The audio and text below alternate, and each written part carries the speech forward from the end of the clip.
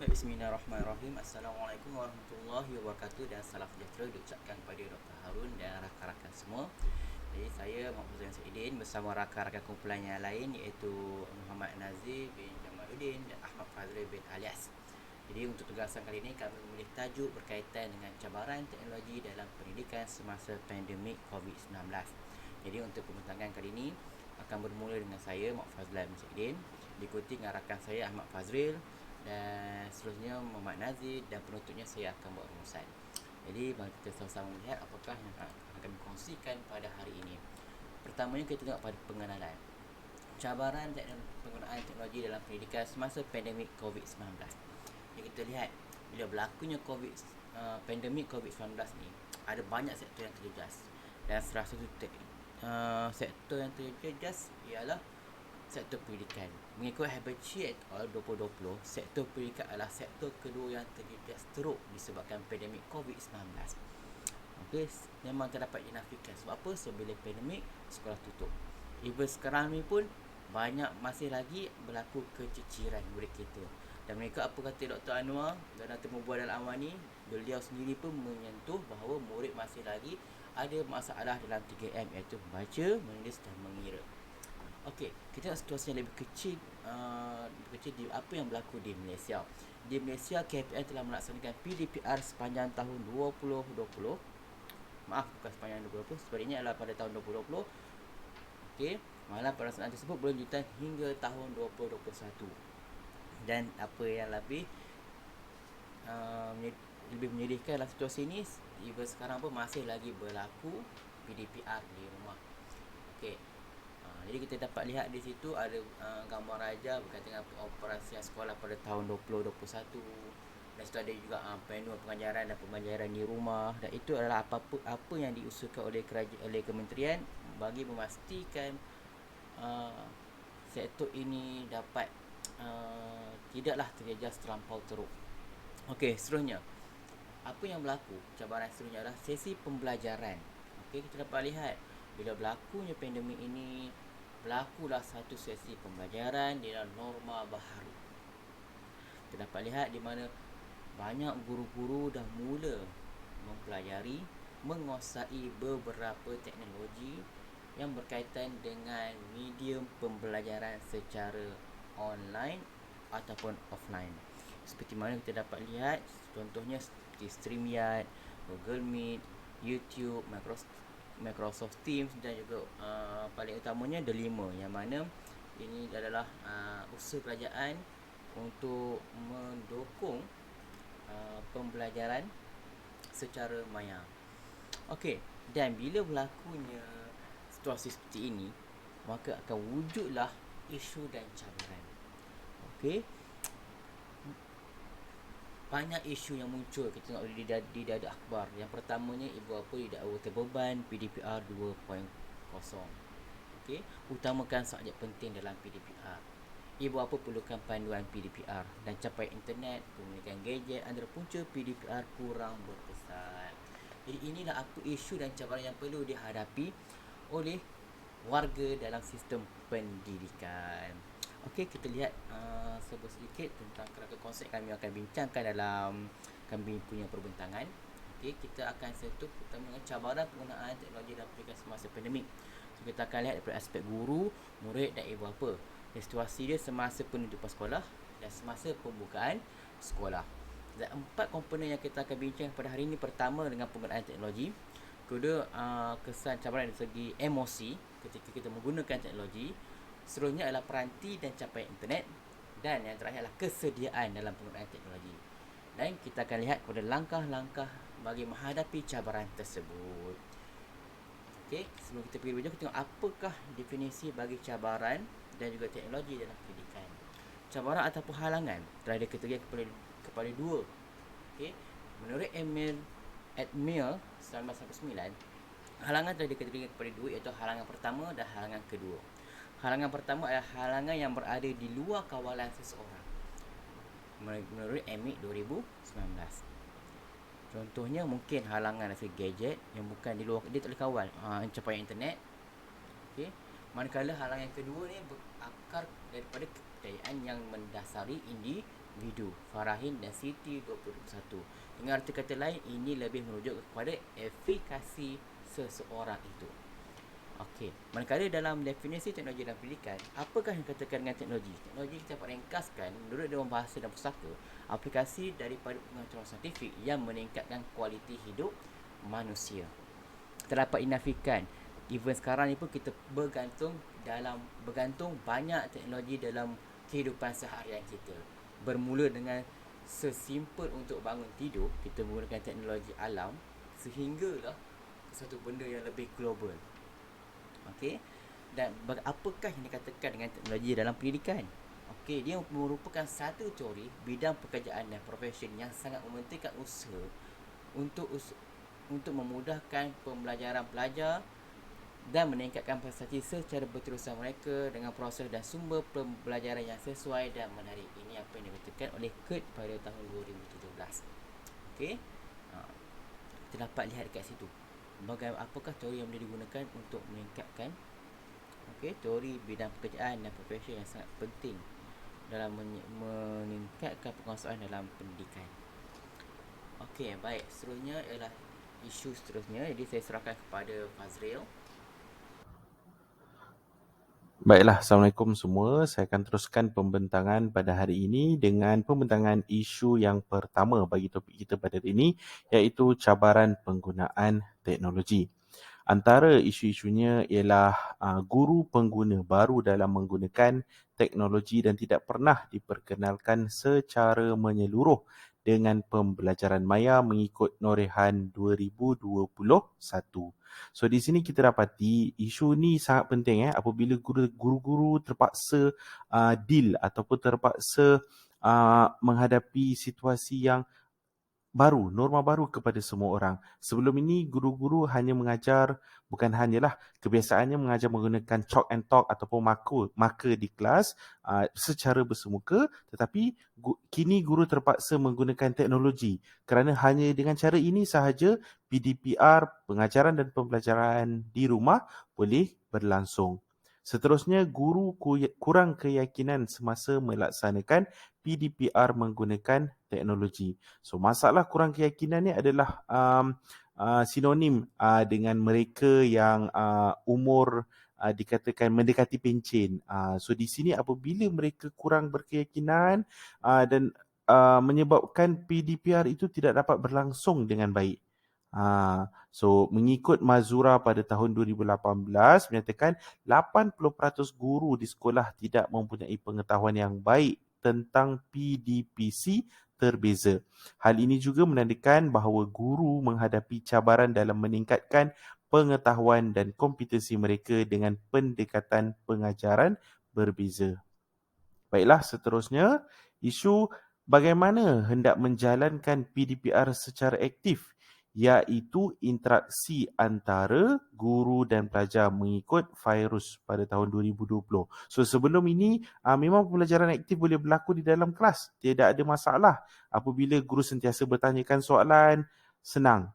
Di mana pelajar betul-betul bersemuka. Tetapi kini apa yang berlaku? Pelajar di rumah, guru di rumah,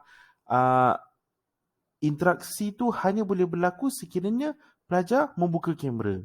Sekiranya capaian internet itu jelas. Sekiranya tidak berlaku apa-apa gangguan semasa pelajar mendengar penerangan daripada guru. Menurut Muhammad Fairuz, murid tidak dapat menyesuaikan diri dengan norma baru, malah lebih mengutamakan pembelajaran secara bersemuka. Yang terakhir, bagi isu satu cabaran penggunaan teknologi ialah segelintir pelajar tidak memberi kerjasama dan masih belum bersedia dengan PDPR dalam talian. Ini yang saya katakan sebentar tadi, di mana pelajar sendiri tidak bersedia.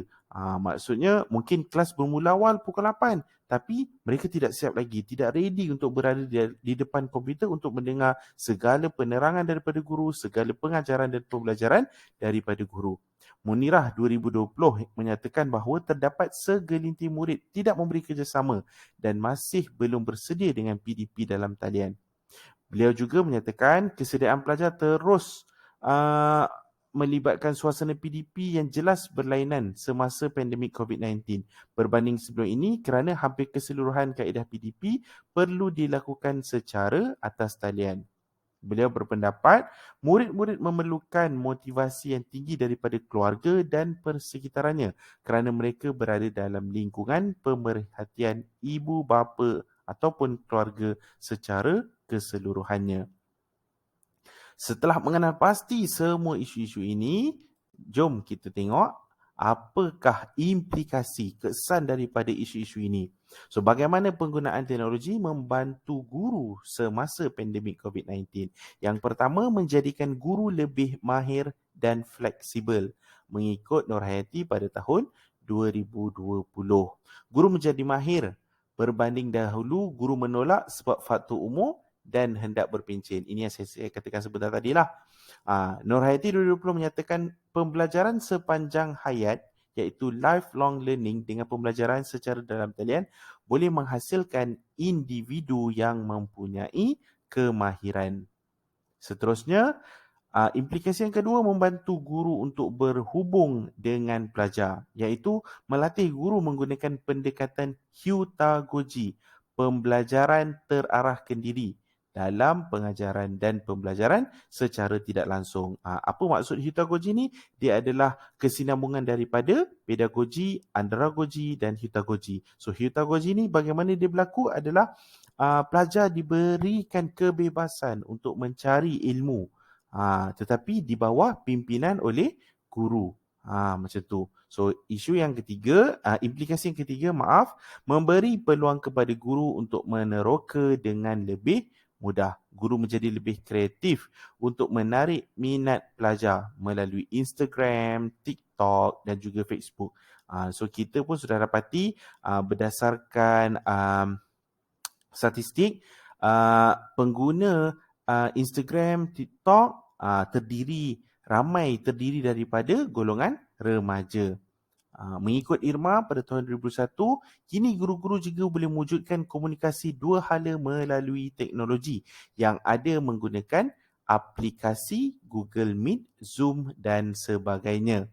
Beliau juga mengatakan guru memainkan peranan yang penting dalam melaksanakan PDP dalam talian secara berkesan dengan mempelbagai kaedah gaya, corak pengajaran supaya murid-murid lebih berminat dan melibatkan diri secara aktif sepanjang pelaksanaan PDP dalam talian. Ini menyebabkan guru lebih suka untuk meneroka, untuk memperbaiki kaedah pengajaran mereka. So, seterusnya kita akan lihat bagaimana cadangan penyelesaian bagi isu ini. Antara penyelesaian bagi menangani isu ini, yang pertama adalah menggunakan pelbagai medium, antaranya video, penggunaan Jamboard untuk mendapatkan interaksi antara pelajar dan guru, menggunakan Classroom untuk sesi pengajaran berdasarkan Brillianor pada tahun 2020. Guru juga patut diberi bengkel pendedahan menggunakan teknologi dalam pengajaran dan pembelajaran yang terkini mengikut Petri pada tahun 2020. Brillianor mendapati murid-murid berasa puas hati dan seronok belajar secara dalam talian menggunakan aplikasi-aplikasi dua hala sepanjang PKP dilaksanakan. Penggunaan aplikasi seperti Jamboard, Google Classroom, WhatsApp, Telegram membantu murid mempelajari tajuk yang diajarkan oleh guru. Petri pada tahun 2020, potensi diri guru boleh dikembangkan dengan menghadiri kursus pendidikan latihan dan program pengembangan melalui beberapa platform dalam talian termasuk platform komunikasi dan kolaborasi terpadu seperti Microsoft Teams, Google Classroom, Canva dan Blackboard.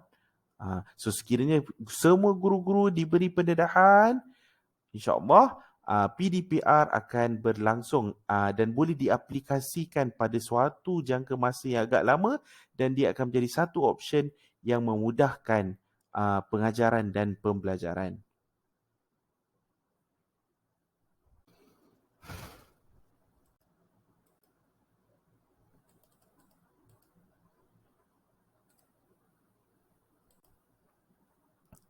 Baiklah, kita ke isu yang kedua, iaitu cabaran emosi bagi topik pada hari ini. Antara isu-isunya ialah yang pertama, guru kena bertenang untuk tidak panik sekiranya berlaku masalah teknikal. So emosi yang bermain di sini adalah guru-guru semasa mengajar tidak sepatutnya kalutlah. Kena sentiasa bertenang. Masalah teknikal memang sentiasa berlaku, tetapi isu ini pun memberi satu cabaran besarlah kepada guru-guru, terutamanya mereka yang pertama kali menggunakan teknologi. Okey, yang kedua adalah guru sering dikritik apabila pihak luar mempertikaikan bahawa pembelajaran tidak berlaku seperti sebelumnya.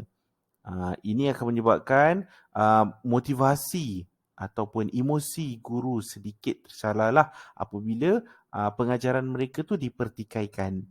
Seterusnya, guru kena sabar kerana pelajar tidak membuka video mengikut Nilabani pada tahun 2021.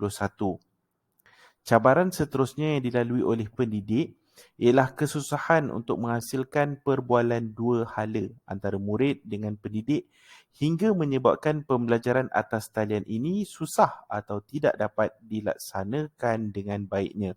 Situasi begini menjadi halangan terhadap objektif pembelajaran tidak tercapai dan juga menyebabkan pendidik susah untuk berinteraksi dengan pelajar. Bayangkan sekiranya pelajar sendiri ni tak buka, kita seolah-olah bercakap dengan komputer semata-mata.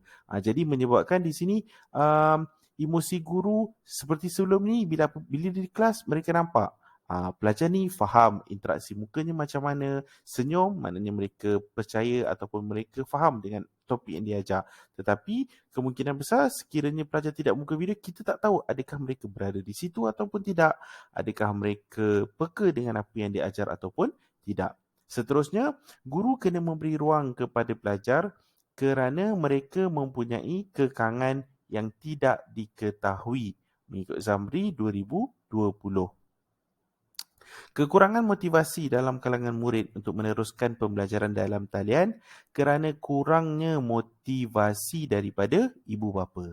Ibu bapa tidak mengambil berat tentang pendidikan anak-anak, malah lebih mengutamakan pekerjaan mereka sepanjang tempoh PKP. Ini antara kekangan-kekangan yang guru tidak dapat ketahui dan kekangan ini berlaku di mana-mana. Jadi guru kena tarik nafas dan percaya dengan kaedah pembelajaran yang digunakan akan dapat memberi pemahaman kepada pelajar-pelajar. Yang terakhir, guru dipersalahkan kerana capaian internet bermasalah sama ada di pihak pelajar maupun guru. Okay. Disebabkan isu-isu ini, antara implikasinya adalah yang pertama, menjadikan pelajar introvert tidak malu untuk bertanya. Basak 2016. Pelajar introvert akan berasa selesa untuk bertanyakan soalan kerana tidak diperhatikan oleh orang lain. Hal ini boleh berlaku kerana apabila pelajar ni introvert, dia kebiasaannya dia tidak suka untuk dikenali, dia tidak ingin nampak menyelah. Jadi apabila untuk bertanyakan guru semasa di kelas, hal ini menyebabkan mereka tidak ingin pun bertanya. Tapi apabila mereka mendapati PDPR ni, pelajar lain tidak boleh tahu apa yang mereka lakukan. Hubungan tu hanya guru dengan pelajar introvert tu sendiri. Jadi mereka senang untuk berkomunikasi. Pelajar berpotensi berhadapan gangguan mental yang kedua akibat dari tidak berinteraksi dengan manusia atau rakan dalam tempoh yang lama. Mengikut Abdul Ghani pada tahun 2021. Cabaran norma baru dalam pendidikan menunjukkan kehilangan momentum belajar. Tidak dapat memberikan tumpuan kepada kelas atas talian disebabkan oleh faktor persekitaran di rumah. Tidak ada pemantauan oleh guru-guru dan juga masalah logistik Masalah gangguan capaian internet telah berlaku di kebanyakan kawasan, terutamanya di bahagian pedalaman. Ibu bapa tidak mampu menyediakan gadget tersebut, terutamanya bagi mereka yang berpadatan rendah dan mempunyai jumlah anak yang ramai yang masih bersekolah. So, ini antara gangguan-gangguan emosi yang kita sebagai guru tidak ketahui. Okey? Tekanan emosi dalam kalangan pelajar disebabkan masalah kewangan kerana ibu bapa hilang punca pendapatan, tidak dapat menyesuaikan diri dengan kaedah pembelajaran secara maya, terutamanya bagi pelajar dalam bidang teknikal, mengikut Abdul Ghani pada tahun 2021. Seterusnya, motivasi guru untuk mengajar terjejas, mengikut Nilavani pada tahun 2021. Masalah capaian internet dan belajar tidak membuka kamera menyukarkan guru untuk mendapatkan respon. Hal ini akan menyebabkan motivasi guru tersebut untuk menghasilkan PDPR makin lama makin menurun sekiranya tidak dapat interaksi dengan pelajar. Okay? Alright. Selain itu, keadaan yang berbeza ini telah mendatangkan kekhawatiran dan kerisauan dalam golongan murid serta pendidik juga turut bersemuka dengan kegelisahan yang tersendiri, mengikut Syazarina pada tahun 2020. Hal ini kerana walaupun pendidik bersemangat dalam menyediakan bahan-bahan PDP yang menarik, namun jika tidak mempunyai penglibatan yang aktif dan kesanggupan daripada murid, lalu objektif sesi PDP yang dirancang tidak dapat diperolehi dengan sempurna. Kenyataan ini bertepatan dengan Siti Balqis dan Munirah pada tahun 2020 yang menerangkan mengenai penglibatan murid yang tidak memberi kerjasama dengan pendidik dan masih belum bersedia dengan PDP atas talian. Hal-hal ini semuanya menyumbang kepada motivasi guru untuk mengajar terjejas. Baiklah, seterusnya cadangan penyelesaian. Untuk isu ini, cabaran emosi, cadangan penyelesaiannya adalah yang pertama, ibu bapa memberikan sokongan moral kepada pelajar supaya tidak rasa bersendirian. Nur Hayati 2020 menyatakan peluang yang ada semasa PKP sedikit sebanyak dapat memberi mereka masa dan ruang untuk bersama dalam membantu pembelajaran anak-anak mereka. Ini berlaku pada sesebuah keluarga. Tapi sekiranya ibu bapa memberikan sokongan moral 100%, ia akan membantu pelajar tersebut belajar dengan lebih bersungguh-sungguh dan lebih tekun. Pentadbir sekolah memainkan peranan sebagai sokongan kepada guru untuk terus berusaha mendidik pelajar walaupun berlaku pelbagai kekangan. Norehan 2021. Motivasi dalam kalangan murid, guru perlu dipertingkatkan agar cabaran melaksana PDPR dapat diatasi dengan baik. Ini adalah tanggungjawab pentadbir untuk memberi motivasi kepada guru, memberi motivasi kepada pelajar untuk lebih yakin dengan pengajaran dan pembelajaran di rumah. Ia boleh berlaku sekiranya mendapat sambutan baik di kedua-dua belah pihak. Murid perlu sentiasa diperingat dan diberi motivasi. Bukan sahaja murid, guru juga untuk menjalani PDPR agar momentum untuk terus belajar akan sentiasa ada dalam diri mereka. Guru memegang peranan utama dalam memastikan PDPR ini dapat dilaksanakan. Yang terakhir, guru boleh menggunakan aplikasi seperti Poll, Quizizz dan Kahoot untuk mendapatkan respon pelajar terhadap pengajaran dan pembelajaran di rumah pada hari tersebut. Apa itu Poll? Contoh soalan-soalan yang boleh dikatakan, adakah murid-murid faham untuk kelas pada hari ini? So murid-murid boleh tik. Setuju, tak setuju, sangat bersetuju ataupun sangat tidak setuju. Dari situ guru-guru boleh mendapat feedback secara langsung. Penggunaan Quizizz pula apabila soalan-soalan pendek disoal sejurus selepas habis sesi pembelajaran. Di sini akan dapat membantu guru track, mengesan apa yang pelajar faham, apa yang pelajar tidak faham. Baiklah, kawan saya akan menyambung untuk isu-isu yang seterusnya. Terima kasih. Terima kasih pada sahabat saya, Cikgu Fazril. Isu ketiga ialah cabaran penggunaan beranti dan capaian internet. Antara isu-isunya ialah pertama, tiada capaian internet di rumah dan gangguan kepada akses internet seperti talian internet yang terputus-putus serta tidak stabil, disebutkan oleh Nur Syahira dan Tajul pada tahun 2021. Kedua, kemampuan ibu bapa menyediakan gadget seperti komputer peribadi serta tablet, juga termasuk peralatan bagi pembelajaran secara PDPR yang lain. Anwar pada tahun 2020. Dan ketiga, kebanyakan pelajar yang menggunakan telefon bimbit yang dikongsi dengan ibu bapa serta adik-beradik yang lain. Muhammad Yomi 2018. Dan yang keempat, skrin telefon bimbit yang kecil membuatkan pelajar tidak dapat melihat dengan jelas apa yang dimaknai oleh guru semasa PDPR berlangsung. Taman mulai dan salini pada tahun 2021. Implikasi terhadap apa yang berlaku ialah pertama, motivasi pelajar menurun kerana masalah capaian internet, paparan skrin yang kecil dan terpaksa berkongsi peranti dengan ahli keluarga yang lain. Kedua, kesan daripada kekerapan menggunakan ICT membuatkan pelajar akan lebih mahir dengan ICT untuk kegunaan masa akan datang, sama ada di dalam pembelajaran mereka atau pekerjaan. Sektor pekerjaan sangat mengalu-alukan mereka yang mahir di dalam ICT terutama zaman revolusi industri 4.0. Dan cadang penyelesaian ialah pertama, meningkatkan akses kepada talian dengan memberikan atau meminjamkan peranti digital kepada murid yang memerlukan. Sebagai contoh, di negara Finland dan beberapa negeri di China dan Amerika Syarikat, murid mereka dibenarkan meminjam peranti digital daripada pihak sekolah bagi memudahkan murid untuk mengakses platform pembelajaran secara dalam talian. Disebutkan oleh Wan di dalam kajian beliau pada tahun 2021.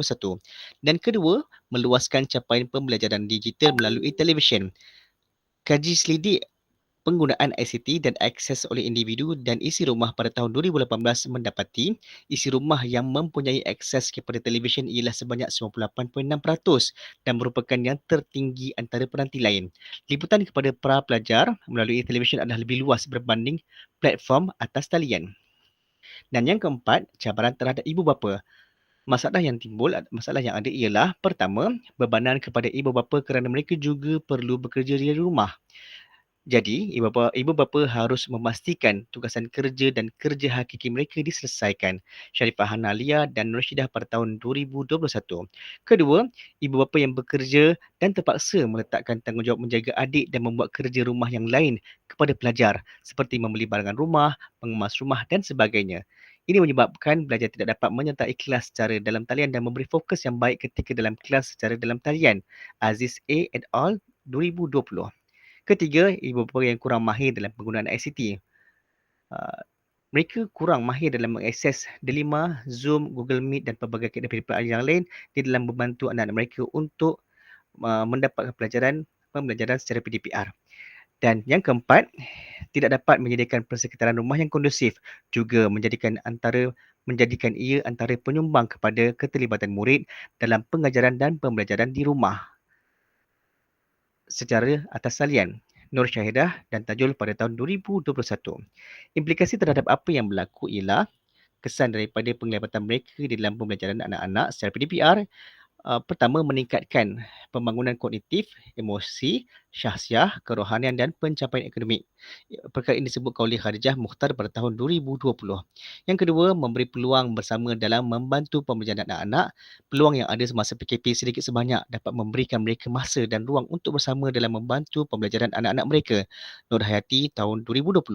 Ketiga, meningkatkan pengetahuan ibu bapa dalam penggunaan ICT secara tidak langsung dalam usaha untuk meningkatkan pembelajaran anak-anak. Dan yang keempat, kesan di antara perkara yang berlaku ialah motivasi pelajar terjejas kerana ketiadaan ruang untuk belajar di rumah, suasana yang bising, ruang yang sempit menyebabkan murid tidak dapat fokus menyebabkan pelajar tidak dapat fokus dalam pengajaran dan pembelajaran secara dalam talian. Cadangan penyelesaian yang ada ialah pengaplikasian model penglibatan ibu bapa Epstein yang dibangunkan pada tahun 2001 yang mana ia menumpukan kepada penglibatan ibu bapa dalam pelbagai bentuk untuk mendidik anak di sekolah dan di dalam komuniti. Sharifah Hanalia dan Nurshidah pada tahun 2021. Dan yang kedua, ibu bapa perlu juga meningkatkan kemahiran mereka dalam penggunaan teknologi, Nurihan et al. 2021. Dan ketiga, ibu bapa perlu ada strategi dan dalam mendidik dengan sentiasa menemani dan memahami gaya pembelajaran yang sesuai serta selesa. Ahsani 2020. Sekian sahaja dari saya. Jemput Cikgu Fazlan untuk membentangkan pembentangan yang seterusnya. Terima kasih. Baik, terima kasih diucapkan kepada rakan saya Muhammad Nazir. Jadi kita dah sampai pada bahagian kesimpulan. Jadi apa yang kita dapat simpulkan pada hari ini ialah pelbagai cabaran akan wujud apabila sesuatu peristiwa itu berlaku. Namun setiap cabaran pasti ada penyelesaian dan pasti ada. Kerana apa? Seperti mana dalam firman Allah dalam surah Al-Insyirah ayat 5 dan 6. A'udzubillahi minasyaitonir rajim. Fa inna ma'al usri yusra. Inna ma'al usri yusra, yang bermaksud kerana sesungguhnya sesudah kesulitan itu ada kemudahan. Sesungguhnya kesulitan itu ada kemudahan. Ini apa yang Allah telah janjikan. Jadi kita sebagai manusia, tak kisahlah peran kita sebagai ibu, murid ataupun guru-guru, kita kena sentiasa yakin dengan apa sahaja cabaran pasti ada kemudahan.